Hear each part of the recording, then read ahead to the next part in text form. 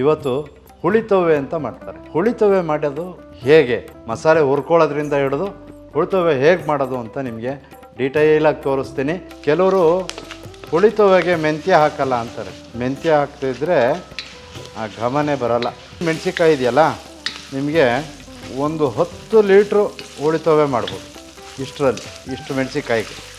ನೋಡಿ, ಬಿಸಿಬೇಳೆಭಾತ್ ಪುಡಿ, ಹುಳಿತೊವೆ ಪುಡಿ ಆಲ್ಮೋಸ್ಟ್ ಒಂದೇ ಥರ ಇರುತ್ತೆ. ಸೀಗುಂಬಳಕಾಯಿ ಮತ್ತು ಹೀರೆಕಾಯಿ ಬೆಂದಿದೆಯಾ ನೋಡೋಣ. ಹಾಂ, ಬೆಂದಿದೆ, ಕರೆಕ್ಟಾಗಿ ಬೆಂದಿದೆ. ನೋಡಿ, ಈ ಥರ ನಾವು ಮಾಡಿರೋ ಪುಡಿ ಆದರೆ ಹೀಗೆ ಕಲರ್ ಬರುತ್ತೆ. ಹುಳಿತೊವೆ ಘಮ್ ಅಂತ ಬರ್ತಿದೆ ನೋಡಿ. ಹುಳಿತೊವೆ ಅಂದರೆ ತೊವೆ ಎಷ್ಟು ಗಟ್ಟಿಯಾಗಿರುತ್ತೆ ಅಷ್ಟೇ ಗಟ್ಟಿಯಾಗಿರಬೇಕು. ಸ್ನೇಹಿತರೆ, ಬಿಸಿ ಬಿಸಿ ಅನ್ನ ರೆಡಿ ಇದೆ, ಬಿಸಿ ಬಿಸಿ ಹುಳಿತೊವೆ ರೆಡಿ ಇದೆ. ಅದ್ರ ಮೇಲೆ ಈಗ ಹಾಕ್ಕೊಂಡು ಹುಳಿತೊವೆನ ಸಕ್ಕದಾಗಿದೆ. ಏನು ವಾಸನೆ ಬರ್ತಿದೆ ಗೊತ್ತಾ?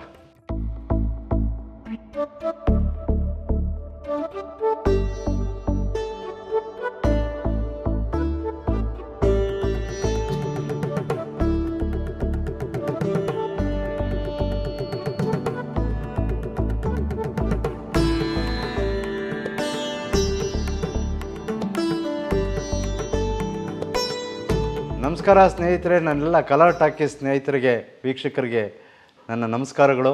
ಮತ್ತು ನಾನಿವತ್ತು ತಮ್ಮ ಮುಂದೆ ಬಂದಿದ್ದೀನಿ. ಏನು ಐಟಮ್ ಮಾಡಿಕೊಡ್ತಾರೆ ಅಂತ ಅಂದ್ಬಿಟ್ಟು. ಇವತ್ತು ಹುಳಿತೊವೆ ಅಂತ ಮಾಡ್ತಾರೆ. ಹುಳಿತೊವೆ ಮಾಡೋದು ಹೇಗೆ, ಮಸಾಲೆ ಹುರ್ಕೊಳ್ಳೋದ್ರಿಂದ ಹಿಡಿದು ಹುಳಿತೊವೆ ಹೇಗೆ ಮಾಡೋದು ಅಂತ ನಿಮಗೆ ಡೀಟೇಲಾಗಿ ತೋರಿಸ್ತೀನಿ. ಬನ್ನಿ, ಫಸ್ಟು ಮಸಾಲೆ ಹುರ್ಕೊಳ್ಳೋಣ. ನಾನಿವಾಗ ಪ್ಯೂರ್ ಸನ್ಫ್ಲವರ್ ಆಯಿಲನ್ನು ಬಳಸ್ತಾ ಇದ್ದೀನಿ. ಒಂದು 50 ಗ್ರಾಮ್ ರಿಫೈಂಡ್ ಆಯಿಲ್ ಹಾಕ್ಕೊಂಡಿದ್ದೀನಿ. ರಿಫೈಂಡ್ ಆಯಿಲು ಸ್ವಲ್ಪ ಬಿಸಿ ಆಗ್ತಾ ಇದ್ದ ಹಾಗೆ ಒಂದು 3 ತುಂಡು ಇಂಗು, ನೋಡಿ, ಒಂದು ಹಿಡಿ ಮೆಂತ್ಯ ಸಿಡೀತಿದೆ. ಅಲ್ಲಿಗೆ ಒಂದು ಹಿಡಿ ಕಡಲೆಬೇಳೆ, ಒಂದು ಹಿಡಿ ಉದ್ದಿನಬೇಳೆ, ಒಂದು 10 ಚೂರು ಚಕ್ಕೆ, ಒಂದು 20 ಲವಂಗ, ಸ್ವಲ್ಪ ಜಾಪತ್ರೆ, ಒಂದು ಜಾಕಾಯಿ, ಒಂದು 5-6 ಏಲಕ್ಕಿ. ಇದಿಷ್ಟನ್ನು ಕಡಲೆಬೇಳೆ ಉದ್ದಿನಬೇಳೆ ಕೆಂಪಾಗೋವರೆಗೂ ಹುರ್ಕೋಬೇಕು. ಕೆಲವರು ಹುಳಿತೊವೆಗೆ ಮೆಂತ್ಯ ಹಾಕಲ್ಲ ಅಂತಾರೆ. ಮೆಂತ್ಯ ಹಾಕ್ತಿದ್ರೆ ಆ ಘಮನೇ ಬರಲ್ಲ. ನೋಡಿ, ಈಗ ಕಡಲೆಬೇಳೆ ಉದ್ದಿನಬೇಳೆ ಎಲ್ಲ ಕೆಂಪಾಗಿದೆ. ಇದಕ್ಕೆ ಒಂದು ಹಿಡಿ ಮೆಣಸಿನಕಾಯಿ. ಇದು ಒಂದು ಹಿಡಿ ಮೆಣಸಿನ್ಕಾಯಿ ಇದೆಯಲ್ಲ, ನಿಮಗೆ ಒಂದು 10 ಲೀಟ್ರು ಹುಳಿತೊವೆ ಮಾಡ್ಬೋದು ಇಷ್ಟರಲ್ಲಿ, ಇಷ್ಟು ಮೆಣಸಿನ್ಕಾಯಿಗೆ. ಈ ಪುಡಿ ಎತ್ತಿಟ್ಕೊಂಡ್ರೆ ಏನು ತೊಂದರೆ ಇಲ್ಲ. ನೀವು ಇದನ್ನು ಡಿಫ್ರೆಂಟಾಗಿರುತ್ತೆ. ನೀವು ವಾಂಗಿಭಾತ್ ಮಾಡಿದಾಗಲೂ ಈ ಪುಡಿನ ಉಪಯೋಗಿಸ್ಕೋಬೋದು, ಏನು ತೊಂದರೆ ಇಲ್ಲ. ಬಿಸಿಬೇಳೆಭಾತ್ ಮಾಡಿದಾಗಲೂ ಈ ಪುಡಿನ ಉಪಯೋಗಿಸ್ಕೋಬೋದು, ತೊಂದರೆ ಇಲ್ಲ. ಒಂದು 3-4 ಥರ ಯೂಸ್ ಆಗುತ್ತೆ. ಧನಿಯಾ ಒಂದು 6 ಹಿಡಿ ಧನಿಯಾ, 2, 3, 4, 5, 6 ಹಿಡಿ ಧನಿಯಾ ಹಾಕ್ಕೊಂಡಿದ್ದೀನಿ. ಸ್ವಲ್ಪ ಎಲ್ಲ ಹೀಗೆ ಮಿಕ್ಸ್ ಮಾಡ್ಕೊಳ್ಳೋಣ, ಸೀದೋಗದೆ ಇರೋ ಥರ ನೋಡ್ಕೋಬೇಕು. ನೋಡಿ, ಬಿಸಿಬೇಳೆಭಾತ್ ಪುಡಿ, ಹುಳಿತೊವೆ ಪುಡಿ ಆಲ್ಮೋಸ್ಟ್ ಒಂದೇ ಥರ ಇರುತ್ತೆ. ಕೆಲವರು ಇದನ್ನು ಮೆಂತ್ಯ ಹಾಕೋದು ಬೇಡ, ಡಿಫ್ರೆನ್ಸ್ ಮಾಡೋಣ ಅಂತ ಹೇಳ್ತಾರೆ.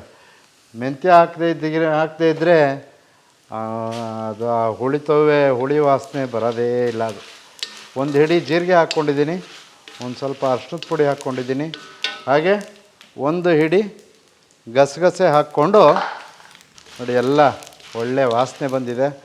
ಸ್ವಲ್ಪ ಕರಿಬೇವು. ವೀಕ್ಷಕರೇ, ಇದೆಲ್ಲ ಹುರಿದಾಯಿತು. ಇದನ್ನು ಆಫ್ ಮಾಡೋಣ. ಆಫ್ ಮಾಡಿ ತಣ್ಣಗೆ ಮಾಡಿ ಇದನ್ನು ಪೌಡ್ರ್ ಮಾಡ್ಕೊಳ್ಳೋಣ. ನೋಡಿ, ಪೌಡ್ರು ಇಷ್ಟು ನೈಸಾದರೆ ಸಾಕು. ನೋಡಿ, ಹಾಗೆ ಒಂದು ಅರ್ಧ ಕಪ್ಪು ಒಣಕೊಬ್ಬರಿ ಮಿಕ್ಸಿಗೆ ಹಾಕ್ಕೊಳ್ಳೋಣ. ಅಂದರೆ ಸುಮ್ಮನೆ ಒಂದು ಸಾರಿ ಜರ್ರ ಅನ್ಸಿದ್ರು ಸಾಕು. ಕೊಬ್ಬರಿ ಪುಡಿ ಆಯಿತು, ಕೊಬ್ಬರಿ ಪುಡಿನೂ ರೆಡಿ ಆಯಿತು. ನೋಡಿ ಸ್ನೇಹಿತರೆ, ಕೊಬ್ಬರಿ ಪುಡಿನೂ ರೆಡಿ ಮಾಡ್ಕೊಂಡಿದ್ದೀವಿ. ಈ ಕಡೆ ಹುಳಿತೊವೆ ಪುಡಿನೂ ರೆಡಿ ಆಯಿತು. ಇದೆರಡು ಒಂದು ಕಡೆ ಇರಲಿ. ನೋಡಿ, ಒಂದು 1/4 kg ತೊಗರಿಬೇಳೆನ ಬೇಯಿಸಿ ರೆಡಿ ಇಟ್ಕೊಂಡಿದ್ದೀವಿ. ಅದನ್ನು ಹಾಕ್ಕೊಳ್ಳೋಣ. ಈ 1/4 kg ತೊಗರಿಬೇಳೆಗೆ ಒಂದು 3/4 ಲೀಟ್ರ್ ನೀರು ಹಾಕಿ ಬೇಯಿಸಿಟ್ಕೊಂಡಿದ್ದೀವಿ. ಕುಕ್ಕರಲ್ಲಿ ಒಂದು 3 ವಿಜಿಲ್ ಹೊಡೆಸಿಟ್ಕೊಂಡಿದ್ದೀವಿ. ಇದು ಕುದಿ ಬರುತ್ತೆ. ಇದಕ್ಕೆ ಸ್ವಲ್ಪ ಅರಿಶಿನ, ಸ್ವಲ್ಪ ಕರಿಬೇವು ಹಾಕ್ಕೊಂಡಿದ್ದೆ. ಕುದಿ ಬರಲಿ. ಅದು ಮುಂಚೆನೇ ಒಂದು 1/4 kg ಹೀರೆಕಾಯಿ, ಒಂದು 1/4 kg ಸಿಗುಂಬಳಕಾಯಿ ಹೆಚ್ಚಿ ತೊಳೆದು ಸೋರು ಹಾಕಿ ರೆಡಿ ಇಟ್ಕೊಂಡಿದ್ದೀವಿ. ಅದನ್ನು ಕೂಡ ಇದಕ್ಕೆ ಹಾಕೋಣ. ಒಂದು ಬೌಲು ನೀರನ್ನು ಕೂಡ ಸೇರಿಸ್ಕೊಳ್ಳೋಣ. ಇದರಲ್ಲಿ ಹೀರೆಕಾಯಿ ಒಂದು 1/4 kg, ಸಿಗುಂಬಳಕಾಯಿ ಒಂದು 1/4 kg ಎರಡು ಸೇರಿಸ್ಕೊಂಡಿದ್ದೀವಿ. ಇದಕ್ಕೆ ಟೊಮೆಟೊ, ಈರುಳ್ಳಿ ಏನು ಬರೋಲ್ಲ. ಹುಣಸೆಹಣ್ಣು, ಉಪ್ಪು, ಹುರ್ಕೊಂಡು ಮಸಾಲೆ, ಕೊಬ್ಬರಿ, ತರಕಾರಿ. ಇದು ಬೇಯ್ತಾ ಇರಲಿ. ಸ್ನೇಹಿತರೆ, ಸಿಗುಂಬಳಕಾಯಿ ಮತ್ತು ಹೀರೆಕಾಯಿ ಬೆಂದಿದೆಯಾ ನೋಡೋಣ. ಹಾಂ, ಬೆಂದಿದೆ, ಕರೆಕ್ಟಾಗಿ ಬೆಂದಿದೆ. ಇದಕ್ಕೆ ನೆಕ್ಸ್ಟು ಫಿನಿಷಿಂಗ್ ಸ್ಟೇಜ್ ಏನೇನು ಹಾಕಬೇಕು ಅಂತ ನೋಡಿ.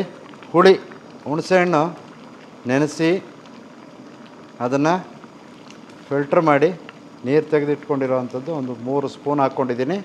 ಒಂದು ಅರ್ಧ ಹಿಡಿ ಉಪ್ಪು ನೋಡಿ, ಒಂದಿಷ್ಟು ಒಂದು 1/4 ಅಚ್ಚಿನಷ್ಟು ಬೆಲ್ಲ, 25 ಗ್ರಾಮ್ ಬೆಲ್ಲ, 25 ಗ್ರಾಮು ಇಲ್ಲ, ಇದು ಒಂದು 15 ಗ್ರಾಮ್ ಇರ್ಬೋದು. ಬೆಲ್ಲ ಹಾಕಿದ್ದೀನಿ. ಒಂದು ಸಾರಿ ಮಿಕ್ಸ್ ಮಾಡ್ಕೊಳ್ಳೋಣ. ಬೆಲ್ಲ ಕರಗಲಿ, ಒಂದು 2 ನಿಮಿಷ ಬೆಲ್ಲ ಕರಗುತ್ತೆ. ಈಗ ನಾವು ಆಗಲೇ ನಾನು ನಿಮಗೆ ಮಾಡಿ ತೋರಿಸ್ತಂಥ ಬಿಸಿಬೇಳೆಭಾತ್ ಪುಡಿ, ಇದಕ್ಕೆ ಒಂದು 3 ಸ್ಪೂನ್ ಬೇಕಾಗುತ್ತೆ. 3 ಸ್ಪೂನು ಹಾಕಿದ್ದೀನಿ. ತರಕಾರಿಗೆ ಒಂದು ಅರ್ಧ ಸ್ಪೂನ್ ಹಾಕಿದ್ದೀನಿ. ನೋಡಿ, ಈ ಥರ ನಾವು ಮಾಡಿರೋ ಪುಡಿ ಆದರೆ ಹೀಗೆ ಕಲರ್ ಬರುತ್ತೆ. ಅಕಸ್ಮಾತ್ ನಿಮಗೆ ಪುಡಿ ಇಲ್ಲ, ಮಾಡ್ಕೊಳ್ಳೋಕೆ ಟೈಮ್ ಆಗಲಿಲ್ಲ ಅಂತ ಅಂದರೆ ನೀವು ಅಂಗಡಿಯಲ್ಲಿ ಸಿಗೋ ಬಿಸಿಬೇಳೆಭಾತ್ ಪುಡಿನೇ ತೊಗೊಂಡು ಮಿಕ್ಸ್ ಮಾಡ್ಕೊಳ್ಳಿ. ಜೊತೆಗೆ ನಾವು ಹುಳಿಗೆ, ಸಾಂಬಾರಿಗೆ ಎಲ್ಲ ತೆಂಗಿನಕಾಯಿ ರುಬ್ಬಾಕ್ತೀವಲ್ವ, ಅದಕ್ಕೆ ಬದಲು ಈ ಕೊಬ್ಬರಿನ ಪೌಡ್ರ್ ಮಾಡ್ಕೊಂಡಿದ್ದೀನಿ 1-2 ಆಗಿ. ಇದನ್ನು ಕೂಡ ಇದಕ್ಕೆ ಮಿಕ್ಸ್ ಮಾಡಿಬಿಡೋಣ. ಹುಳಿತವೆ ಘಮ ಘಮ್ ಅಂತ ಬರ್ತಿದೆ ನೋಡಿ. ಹುಳಿತವೆ ಅಂದರೆ ತೊವ್ವೆ ಎಷ್ಟು ಗಟ್ಟಿಯಾಗಿರುತ್ತೆ ಅಷ್ಟೇ ಗಟ್ಟಿಯಾಗಿರಬೇಕು. ಈಗ ಆಫ್ ಮಾಡ್ಬೋಣ ಒಲೆ. ಈಗ ಆಲ್ರೆಡಿ ನಾವು ಮಾಡಿಟ್ಕೊಂಡಿರೋವಂಥ ಸಾಸಿವೆ ಒಗ್ಗರಣೆ ಒಂಚೂರು ಇದಕ್ಕೆ ಹಾಕೋಣ. ಇಲ್ಲಿಗೆ ಹುಳಿತವೆ ಮಾಡಿ ಆಯಿತು ನೋಡಿ. ಇದೇ ತಿಕ್ನೆಸ್ ಇರಬೇಕು. ಹುಳಿತವೆ ಅಂದರೆ ಗಟ್ಟಿಯಾಗಿರಬೇಕು. ಇದ್ರ ಜೊತೆಗೆ ಅನ್ನದ ಜೊತೆಗೆ ಹಾಕ್ಕೊಂಡು ತಿನ್ನೋವಂಥದ್ದು. ಇನ್ನು ಕೆಲವು ಜನಾಂಗದಲ್ಲಿ ಇದ್ರ ಜೊತೆ ಮಜ್ಜಿಗೆ ಹುಳಿನೂ ಸೇರಿಸ್ಕೊಂಡು, ಹುಳಿತವೆ ಮಜ್ಜಿಗೆ ಹುಳಿ ಎರಡೂ ಸೇರಿಸ್ಕೊಂಡು ತಿಂತಾರೆ. ಭಾಳ ಮಜವಾಗಿರುತ್ತೆ, ಅದ್ಭುತವಾಗಿರುತ್ತೆ. ಬನ್ನಿ ಸ್ನೇಹಿತರೆ, ಈಗ ಅನ್ನದ ಜೊತೆ ಬೆರೆಸಿದ್ರೆ ಹೇಗಿರುತ್ತೆ ತಿಂದು ನೋಡೋಣ. ಸ್ನೇಹಿತರೆ, ಮಾಡಿರೋವಂಥ ಹುಳಿತವೆಯನ್ನು ಒಂದು ಬೌಲ್ಗೆ ಶಿಫ್ಟ್ ಮಾಡ್ಕೊಳ್ಳೋಣ. ಸ್ನೇಹಿತರೆ, ಬಿಸಿ ಬಿಸಿ ಅನ್ನ ರೆಡಿ ಇದೆ, ಬಿಸಿ ಬಿಸಿ ಹುಳಿತವೆ ರೆಡಿ ಇದೆ. ಅದ್ರ ಮೇಲೆ ಈಗ ಹಾಕ್ಕೊಂಡು ಹುಳಿತವೆನ ಇಷ್ಟು ಬೇಕಾಗುತ್ತೆ, ಚೆನ್ನಾಗಿ ಕಲಿಸ್ಕೋಬೇಕಲ್ಲ ಅನ್ನದ ಜೊತೆ. ಇದಕ್ಕೆ ಬೆಣ್ಣೆ ಕಾಯಿಸಿ ತುಪ್ಪ 1 ಸ್ಪೂನು. ಆಹಾ, ಸಕ್ಕತ್ತಾಗಿದೆ. ಏನು ವಾಸನೆ ಬರ್ತಿದೆ ಗೊತ್ತಾ? ಒಂದು ಸಾರಿ ಮನೇಲಿ ಟ್ರೈ ಮಾಡಿ. ನಾನು ಹೇಗೆ ತೋರಿಸೋದ್ನೋ ಹಾಗೆ ಮಾಡಿ. ಸಖತ್ತಾಗಿರುತ್ತೆ ಮಾತ್ರ. ತಿಂತಾಯಿದ್ರೆ ಬೇಳೆ ತುಂಬ ಶರೀರಕ್ಕೆ ಒಳ್ಳೇದಲ್ವಾ? ತಿಂತಾಯಿದ್ರೆ ಮಾತ್ರ 2 ತುತ್ತು ಎಕ್ಸ್ಟ್ರಾ ಹೋಗ್ತಾ ಇರುತ್ತೆ ಒಳಗಡೆ. ನಿಮಗೆ ಈ ವಿಡಿಯೋ ಇಷ್ಟ ಆದರೆ ನಿಮ್ಮ ಮನೆಯ ಯಾವುದೇ ಶುಭ ಕಾರ್ಯಕ್ಕೆ ನಮಗೊಂದು ಕರೆ ಮಾಡಿ. ನೀವಿರೋ ಜಾಗಕ್ಕೆ ನಾವೇ ಬರ್ತೀವಿ. ನಮ್ಮ ಜಾಗಕ್ಕೆ ನೀವು ಬರಬೇಕು ಅಂತ ಏನಿಲ್ಲ. ನಾವು ಯಾವತ್ತೂ ನಮ್ಮ ಗ್ರಾಹಕ ದೇವರುಗಳನ್ನ ತೀರಾ ಓಡಾಡಿಸಲ್ಲ. ಅವ್ರಿಗೆ ಅನುಕೂಲ ಆಗೋ ಮಟ್ಟಿಗೆ ನಿಮ್ಮ ರುಚಿಗೆ ಅನುಗುಣವಾಗಿ ನಿಮ್ಮ ಸೇವೆಗೆ ನಾವು ಸದಾ ಸಿದ್ಧರಿರ್ತೀವಿ. ದಯಮಾಡಿ ನನಗೆ ಕರೆ ಮಾಡಿ. ನನ್ನ ಫೋನ್ ನಂಬರ್ 9845191017. ದಯಮಾಡಿ ಕರೆ ಮಾಡಿ.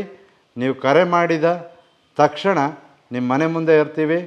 ನೀವಿರೋ ಅಲ್ಲಿಗೆ ಬಂದು ನೀವು ಕೊಡೋವಂತಹ ಆರ್ಡರ್ನ ನಾವು ತೊಗೊಂಬರ್ತೀವಿ.